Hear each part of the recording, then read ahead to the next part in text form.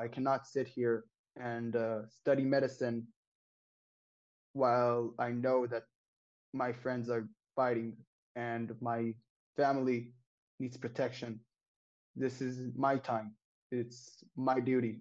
Israel has called up 360,000 army reservists in the wake of Saturday's assault by hundreds of Hamas gunmen.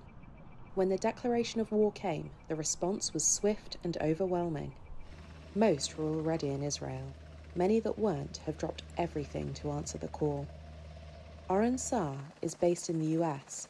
His children think he is on a business trip to Israel. This is, again, it's such a pivotal and important moment in the life of the Israeli state that as an Israeli citizen and as someone that was born and raised in Israel and someone that loves this country, you can't just sit, 5,000 miles away in New York and just watch the news. It is Israel's largest compulsory mobilization since the 1973 Yom Kippur War. While many foreign carriers have cancelled flights to Tel Aviv, Israeli airlines have added flights on foreign routes to bring people back, while the military dispatched transport planes to some European cities to collect soldiers. Nimrod Nadan, a 23-year-old studying medicine in Lithuania, said friends and relatives died or were missing as a result of the surprise Hamas attack, spurring him into action. I myself have two friends who are right now missing, and they're not and their location is not known. They have been in the Nova festival of the Sukkot down in the south, which has been attacked by the terrorist group of Hamas. I have a friend who died from my battalion, and I have a family member who also died during fighting for his home to save his wife and children. Military service is compulsory for the majority of Israelis when they turn 18.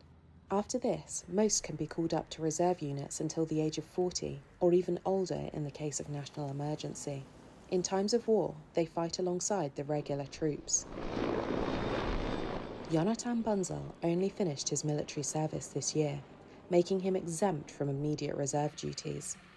He was in India celebrating the end of his service when Hamas struck, and despite not being obliged to return, he packed his bags and headed home, 5 months ahead of schedule. Served at the Golani unit, and most of the soldiers who had fallen are from my unit, so I know a lot of people who had fallen. So immediate reaction, of course, was shock, and I didn't know exactly what to do. But after a few hours, my mind had cleared, and I just knew I had to go back home, save my country, help my people, and give my part.